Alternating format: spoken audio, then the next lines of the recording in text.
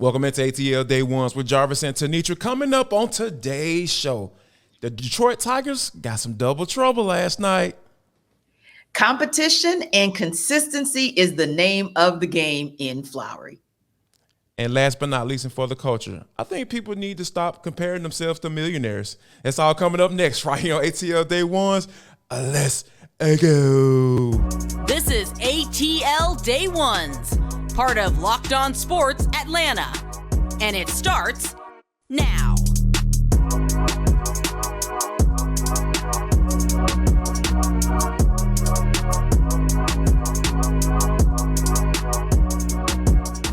I want to start off by saying thank you for making ATL Day Ones your first listen of the day. Remember, we are free and available wherever you download your podcast. And wherever you download your podcast, make sure that you leave us a 5-star review. Really appreciate that from you in advance. ATL Day One is a part of the Locked On Podcast Network, your team every day.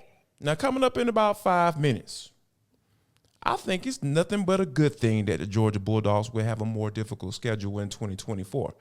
But first, T, we have to talk about the double trouble that was yesterday with Michael Harris and Ronald Acuna. T, when you think about what these guys have been doing, Ronald Acuna, obviously, he's been killing it all year. NL MVP in my book right now. Go ahead and mark it down. But Michael Harris has picked it up, and those two dudes yesterday, T, they combined for 3 home runs and 8 RBIs. Now, Spencer Strider struggled. But even though, you know, he dealt with his struggles on yesterday, Dylan Dodd definitely had his struggles on yesterday. It was just good to see the bats continue to pick those guys up. Yeah, and you almost want to break it down into games 1 and 2 just to see how powerful the bats really were, because you're talking about 10-7 in the first game and 6-5 in the second game, but they were like the tale of 2 games, right? Because it was clear from, out of the gate that Detroit kind of went up, and the Tigers kind of tagged Spencer Strider, and the Braves were kind of on the struggle bus on the mound. Right. But then you get Michael Harris the second, you get Ronald Acuna Jr., and they bring up the rear. And then it's the flip side in game 2 where the Braves bats start out making the statement, and then you have to get a come from behind when, for lack of a better term, when the Tigers tied it up. But going back to game 1, Michael Harris the second, perfect. 4 for You're 4. 4 for 4. Craziness. You are perfection at the mound. 4 RBI and a home run. I mean, yes, we talk about Ronald Acuna Jr. all the time, 3 for 5 on the day himself. So not a bad outing for him at all. But I really want to focus on Michael Harris II because this is the time. Like I had said a couple weeks ago, he came up, skipped all over AAA, and came up in May of last year and just blew it out of the water, right? So maybe it'll take him a little bit. Maybe that's when he'll find his stride kind of around that same time. And here we are just a few weeks away from that 1-year anniversary of him being called up, and he's right back to where we were accustomed to seeing him. And it's one of those things where you look at it, and I feel like he's just made tweaks here and there at the mound, at the plate, to get him back to where we need him to be. And then, like you said, with Ronald Acuna Jr., Jarvis, I saw a scary stat. Whether you look at it from game 1 where he almost got a 400 plus hit in that 1 home run, or whether you look at it from the second game, what is it, 461, 462? Yeah.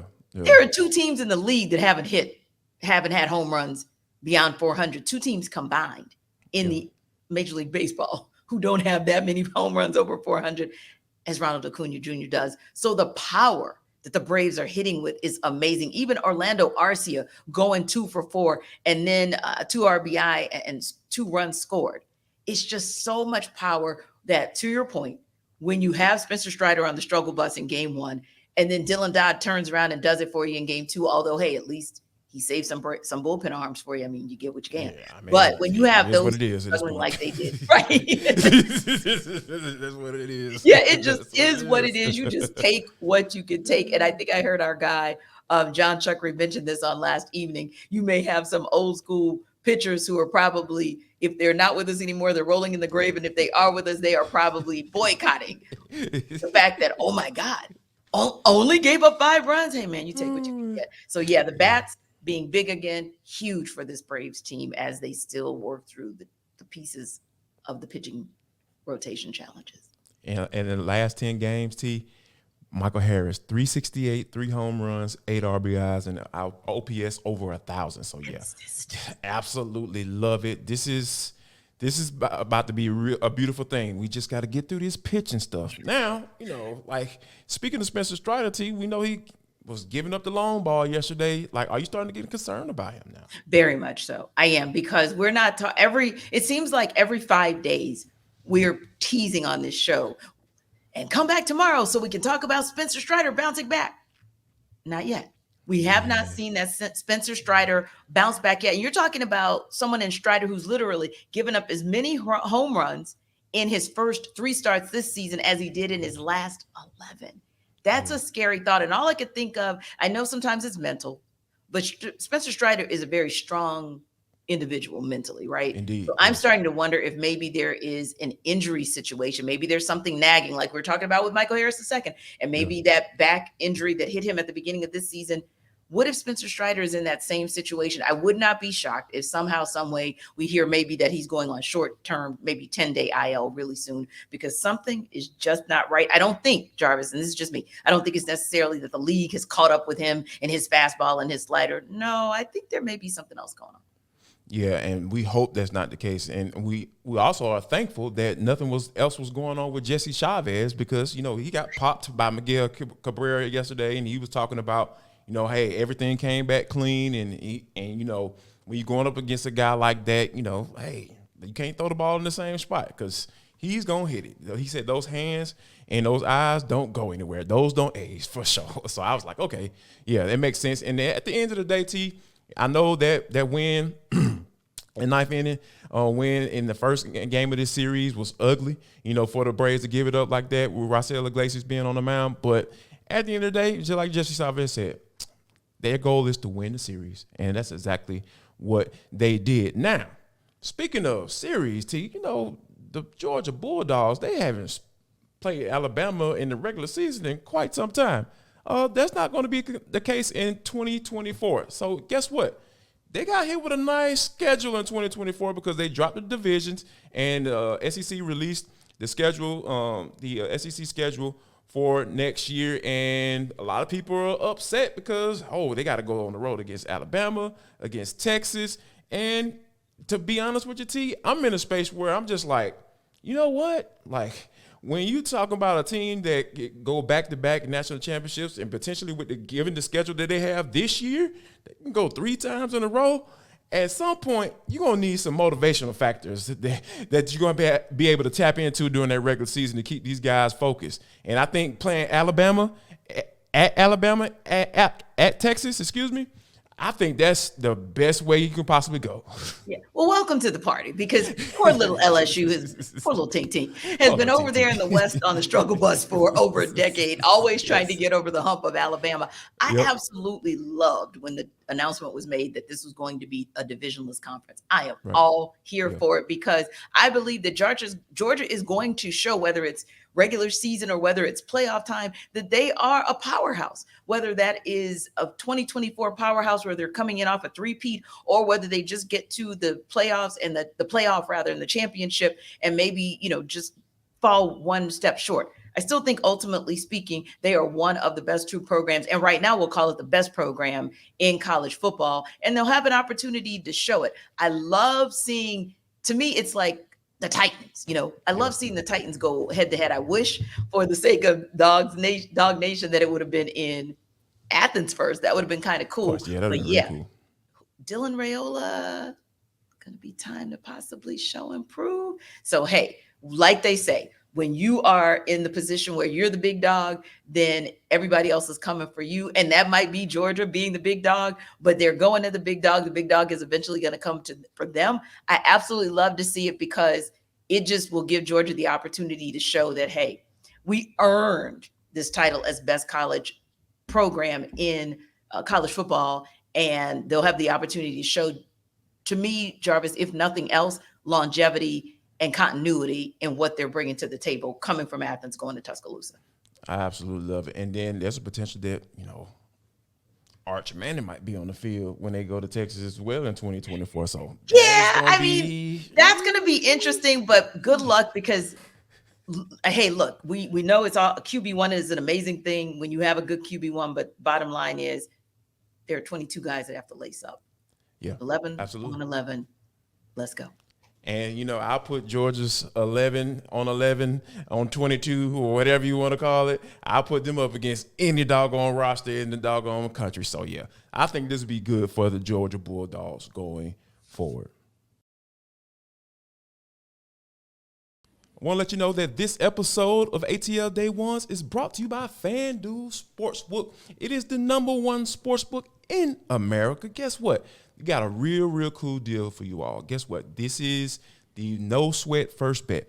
And guess what that is? For all you new customers, all you people who've been rocking with us each and every day and listening to us, now I need you to go over to FanDuel.com because for new customers, they have $2,500 waiting just for you. How do I get that, Jarvis? That's bonus bets back if your first bet doesn't win. So go to FanDuel.com/LockedOn because it is safe. It's super easy. It's super secure. Easy to use. Guess what, guys? You have to worry about all the information being passed around and all that stuff like that. FanDuel has got you covered. And if you're interested in the over-unders or any type of bet that you want to make, right, they have it right there. So all I want you to do is to go to FanDuel.com/LockedOn. That's FanDuel.com/LockedOn to make every moment more. And if you want to learn more at FanDuel.com/LockedOn, let you know that these guys are the official sportsbook betting partner of the NBA. Of competition around, especially on defense for the Falcons, where you bet correctly this year, because as you guys know, in the offseason, Terry Fontenot and Arthur Smith absolutely went to work to make sure that the situations they found themselves in last year with especially a depleted secondary, that they had the reinforcements to compete this season. That said, of course, guys were back at Flowery Branch yesterday. Jarvis, you were right there to see it up front. And of course, the strength and conditioning today, that is the way that the Falcons decided to wrap up mandatory minicamp. But let's take it back to what you saw yesterday, especially when you started getting your eye on some of those competitions that we kind of teased Tuesday and Wednesday. What is it that you saw? Let's go secondary first. You look at the safety position, in particular, maybe the backups, because you could make the case that from a safety perspective, Jesse Bates and Richie Grant are those guys. But let's start there. What are your thoughts on whether or not they have shored up those positions, and also what it looks like for the potential for backups with the likes of Jalen Hawkins? I look at it like this. Jesse Bates ain't going nowhere. That man getting paid all the money in the world to be the starting free safety for this team. So that I'm not concerned about that. Richie Grant, I feel like, being that he was a second-round pick, Jalen Hawkins was drafted by the previous regime. So, everybody got to keep those things in mind when you start talking about having conversations about who's going to compete for who.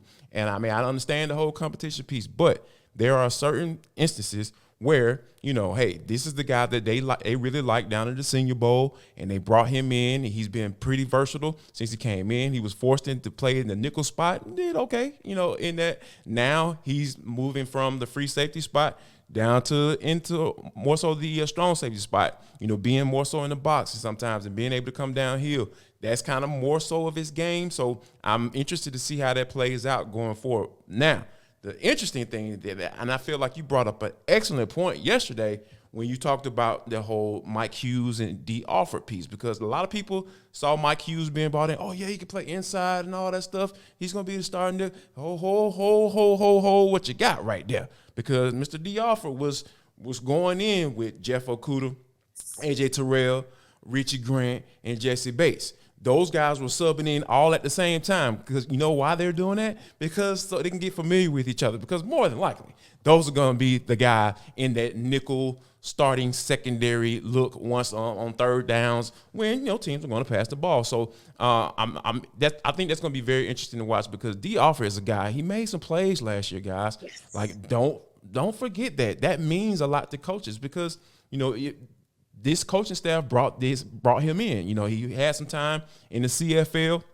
So, and we saw him making plays. We're like, oh, okay, D. Alford right there, doing his thing. You know what I'm saying? Mm-hmm. So once he got acclimated to the game, you started to see him get progressively better. And that's what you want when you have that pro scout type situation that Terry Fontenot, that's his background. So he's starting to come around. So he's the guy that, to me, that's going to be in that conversation for that starting nickel spot. And, unless barring any injury or anything like dramatic changing about that, I feel like he's going to be there once things kick off in September. Yeah, and I think it's very interesting, too, that when the conversation turned to D. Alford for Ryan Nielsen, he also was very familiar. And remember, like you said, this may actually be a good thing for D. Alford, too. Of those guys that are kind of competing to see kind of where they can fit in, D. Alford, somebody that Ryan Nielsen got to see twice last year. And he got to see him in action and actually talked about that as well. So some of that historical perspective could be a benefit for D. Alford. And for Jalen Hawkins, I think the other piece for him is he's going to have to treat this like he's auditioning. Like literally, because like you said, he's not a Terry Fontenot, Arthur Smith selection. He's not a Ryan Nielsen selection, if you will. He's somebody who is legacy. So it'll be an opportunity that he needs to take advantage of, especially as the Falcons approach training camp, to show that there's a place where he could be not just on defense, but also kind of show your worth, maybe special teams. Yeah. So there could, and because again, right, exactly. And that way, even if you can show some possible worth there, then the potential for you to maybe make the case for why you should get more reps on defense and get more playing time could be there, because the versatility that the Falcons are looking for and the willingness to move from point A to point B is there, especially like you said, when you talk about moving from like free safety to strong safety and just kind of having not just the flexibility, but also the acumen and the ability to be able to do that. So that said, another space there where there is a crowded room where folks better be ready to show each and every day what they can be, what they are made of and what they can be in this particular defense is that linebacker core. We were talking about it just yesterday when you think about the fact that, say, Devin White was slightly disgruntled and, looking to possibly take his talents out of Tampa. But This room is already locked and loaded. And in particular, I was thinking about this. We, of course, are looking at, and this is just, come on now, this is a depth chart in the middle of basically voluntary and now mandatory OTAs, right? But as far as the depth chart goes today, we're looking at a linebacker room that's saying, hey, okay, Lorenzo Carter, yeah, they brought you back, but if you want to do more than have, say, 40% or 50% of the reps, then you've got to show why they should give you that opportunity, because this is also going back to players who it's kind of a different kind of prove it year for Ade Ogundeji, right? He's not on a contract like maybe a veteran. Jarvis, is this not a prove it year for Ade in terms of where he can fit in that linebacker core? Absolutely. I mean, when you think about, and let's just do it like this. Let's just use them, edge rush, because a lot of times, like we haven't got a chance to really see what they're gonna run most of the time. What I'm saying, and whether or not they're gonna line up. But as far as from an edge rusher standpoint, oh my gosh, like Ade has to. As the old folks you say, piss or get off the pot. You know what I mean? So I think those some of the things that you got to make sure that you stay in line with as far as that development piece, because we talked about what Richie Grant and his progression. You saw that first year had a couple struggles, had to play a position that he had never really played before like that. He was able to be serviceable in that spot. Then second year, last year, went into it. He made that jump. Like, he started all the games for the Falcons, and he made some plays for you. So, I think that Ade, he has to do something. He has to show something. He has to flash and give me something, because Arthur Smith has been continually talking about competition. Yes. And this is probably going to be the most competitive training camp that they've ever had since they've been here. I'm going to record and say that right now, because like you said, when you think about, them having money right now, they have the money to go out and go get some talent. And they didn't have to go bargain basement shopping or whatever, hitting the blue light specials at Kmart and all that stuff. Dang, Kmart mentioned. How about that, T? I'm proud of myself. But yeah, when you think about what they are up against and what Arthur Smith is trying to preach, these guys get the message. I think it's loud and clear, T. I got a chance to talk to Matt Hennessy yesterday as well, and he was talking about how people really don't understand how competitive the NFL is, because the guys can be brought in every year to take your spot if you aren't careful. So yeah, I think right now this needs to be a situation where hey, you better get on it. And also, just a little nugget too, Michael Walker, you better get on it as well. Yeah, that's one of our guys who we've always been looking at and rooting for and seeing some progression. But yeah, this could be a prove it, make it, break it year for him. A group where there is not a prove it situation per se, competition, but maybe for once, Jarvis, in the Arthur Smith regime, most definitely, there's not that much for the O-line. And instead of the word competition being used for them, Chris Lindstrom and others talked about another word, and that's consistency. Obviously working together as a unit, as an offensive line, Caleb and Drew, but they're doing the same thing on the other side. Even to the sense of, like, if Jake makes a call all the way on the left side, it's got to get echoed all the way down. And so that's not a skill that we're relearning. It's kind of something we're tuning or working on instead of having to, like, fully learn a new skill. Yeah, like that. Like, this is becoming like my favorite Falcons player. I love me some Chris Lindstrom because when you think about, like, you see the growth from him, you know, from day one as a rookie coming in, being a little bit unsure of himself just from a confidence standpoint, and then you start to see him just blossom and flourish and like, hey, I'm here, I've arrived, I know I can be one of the better guards in the NFL, and I got the contract to back it up now. So I think when you talk about that communication piece, that continuity, that was our magic word early on in this week. That continuity, it matters so much with the offensive line. That's why I say everybody don't have to be great, but everybody got to be on the same page. Yes. And I think that's when you hear him having those type of conversations or speaking like that, that's the thing that you look for when you're talking about offensive line taking that another step, right? You know, not only being one of the better running blocking teams in the NFL, but transition and say, hey, we can pass block too. Yeah, because I was looking at one statistical ranking, and not that this is bad, Jarvis, going from 3 to 7, but the fact of the matter is they were third in run protection, but then they were 7th overall. So to have that gap of, you know, that 4th spot ranking, again, not to say that's a huge deal, but it does give notice that there is an opportunity for improvement. And we all know it's there, but you start thinking about what that could do for the offense. Keep your run protection where it is, but if the pass protection can be there as well, then once that run protection establishes what it is that Arthur Smith and Dave Ragone want to do on the ground, then it really opens things up for things to go well for the pass game. You know, you think about the fact that now you've got that bigger body in Matt Bergeron. So bigger bodies, consistency, all of it is going to matter in making this an offense that people may see on the surface looks one-dimensional, but will be multi-dimensional in the future. So listen, everydayers, what are your thoughts? I mean, where do you see most of the competition for the Falcons? Is it in that safety core or that DB core, particularly at safety? Is it, and we'll call it the pass rush because they could be lineup backer, like you said, they could line up at any particular position. But where maybe in the defensive front do you see most of the competition? Let us know.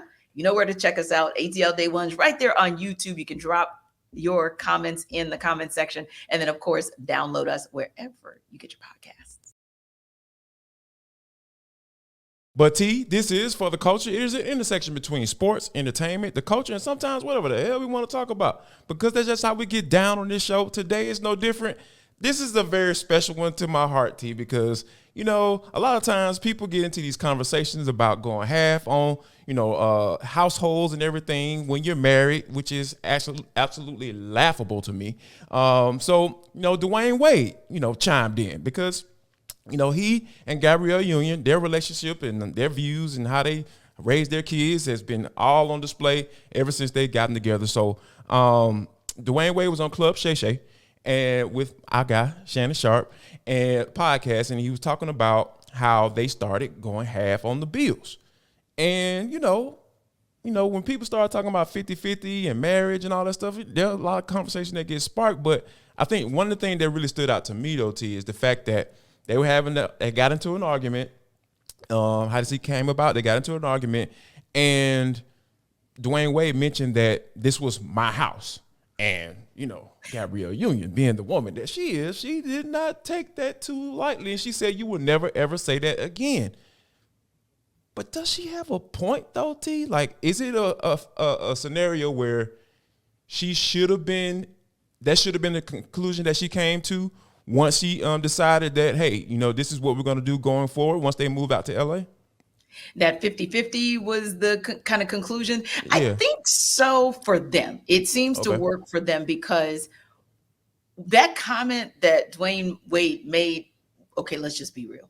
Yeah. Most people actually think it. They just are smart enough not to say it in the heat of the moment. Yeah. Because it could get you in big trouble. And that can go both ways. You can say that when you're a millionaire. Like, you got a lot of money, you can say that. It's okay. Well, no, you can't. And it's not okay. No, I don't care what level of money you have. It is not okay for you to try to chin check your significant other that way. Indeed, yes. At all. Yeah, in that manner, yes. Yeah, and it goes both ways, right? Yeah. Because you just have to be so very careful about reminding people of what is yours and who earned this. Because at the end of the day, like at any given moment, her net worth could go and double and triple his. Like Jay-Z and Beyonce, their net worths go back and forth as far as who is worth more. So you better be real careful with that. But I appreciate the fact that D Wade stepped back and when she said basically, don't go there again. Don't come for me with that. They both agreed, you know what? This might be the best way for us as a family to avoid that. If we just split it 50-50, down the line. And listen, I'm sure it goes 60-40 sometimes, 70-30. I am sure that with what I've seen for some of the gifting that he's done for her, et cetera, probably is not always 50-50. But I think for the sake of keeping peace in their household, maybe that's just something that they decided to do on the front end that for all intents and purposes has worked for them. It's different for different people because you know what this made me think about, Jarvis, and granted, I always caveat with I'm the single person. That's why I defer to Jarvis in these situations. But it also goes to the conversation about whether or not you want to have joint accounts, individual accounts, or both. Yes, T. Depends on who you are and how you rock and who is good with the money. So where the money resides is where the person who's good with it is, and that's how a lot of it should be decided as well. But again, your household, your decision.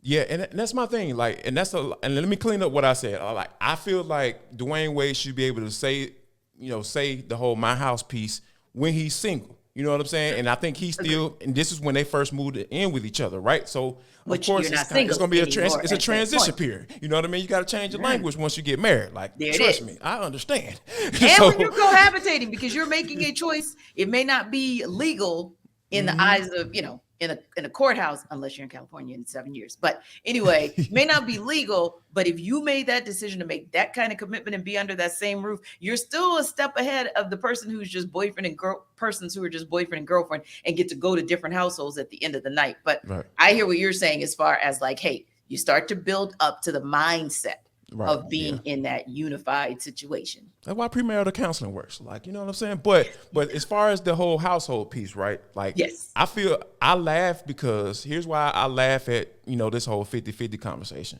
Because in my eyes, like, I look at it from the standpoint of whatever you all are bringing to the table, it all goes in one pot anyway. You know what I mean? It's like, and of course, and I'm not saying I have a little separate account, you know what I'm saying? Like, but it's like small stuff. Like if I want to do a purchase or something like that, there's a certain amount that my wife and I have talked about. Like, okay, if it's over a certain amount or if it's under a certain amount, we don't have to have a conversation about it. So, that's kind of how I work with it. We got a big joint account where all our funds and salaries and all that stuff goes in one account. And then, if we got a little side something like this, okay, it's all right. It's just all about you having that conversation or that communication that's saying like, okay, hey, here's how we're going to do it. And this is how we're going to roll. And, that whole my house piece, like, yeah, change that, bro. Like, I get it. I understand that.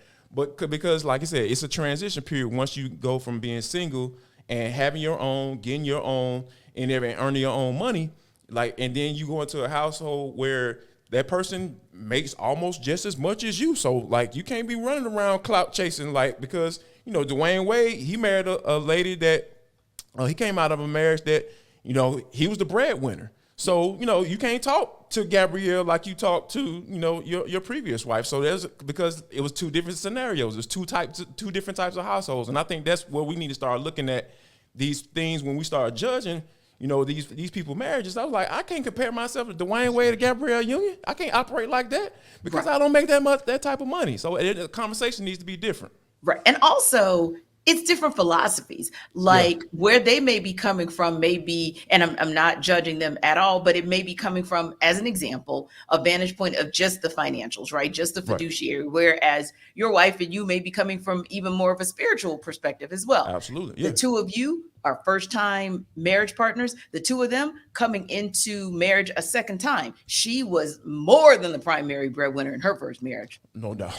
And he was more than the primary breadwinner in his first marriage. So like you said, there have to be conversations and understandings about exactly what that means. And I will ask you this question before we wrap up. Out of curiosity for you guys, how did that conversation evolve into an agreement of, hey, we will have the majority of our funds going into the joint account, but here's what I want to have for, a little something over here, and here's what your wife might want to have for a little something over there? I mean, to be quite frank, like in the beginning, I wasn't making that much money, and my wife was making a decent amount of money. So, it was a matter of like, okay, once I got to a point where I was making a decent salary, I was like, okay, all right, now that, we got a little room to breathe as far as paying all the bills and everything like that, now we can say, okay, here's a couple of $25 or $50, and I started playing around in the stock market. Of course, I started making money then when it crashed and everything like that. So it was a transition it was a conversation that we had to have, once there were funds, enough funds to be able to have something, a personal account or be able to, go out and buy certain things that, we don't have to have a conversation about. So it was just, it was a growth. Like essentially we grew into it. We grew into the conversation because like in the beginning, it was when we first got married, like shoot, whatever we got to pay enough to we got to get enough to cover the bills. And then if we have a little extra at the end of the month, we'll have a conversation about it. If not, it is what it is. On to the next month. I love it and I appreciate it. And the key point there that Jarvis has just talked about with he and his wife is communication. So absolutely, it's a little lesson that we single folk could appreciate and learn as well. So speaking about growth, it looks like AJ Smith-Shawver is going right into a starting position for the Braves. We'll talk about it tomorrow as the Braves begin a 4-game set against the Rockies tonight. They are back home and ready to get back down to business over at Truist Park. We'll also download a little bit more on the Falcons as they wrap up mandatory minicamp with a strength and conditioning day on Thursday. And we'll talk about that as it goes into break time ahead of training camp. And of course, anything that might happen, I don't know, on the offseason trade, free agency front for the Hawks. If it happens, we're talking about it right here. Everydayers, weigh in. What do you guys think about any and everything that we talk about, including what our thoughts were on how you handle financials at your home, as well as, of course, anything sports related? Braves, Hawks, Falcons, we're all about it. Thank you guys, as always, for downloading us wherever you get your podcast and for checking us out on YouTube and always dropping your comments. We appreciate you. And last but not least, before we get out of here, make sure you guys that you share love, show love, and most importantly, spread love.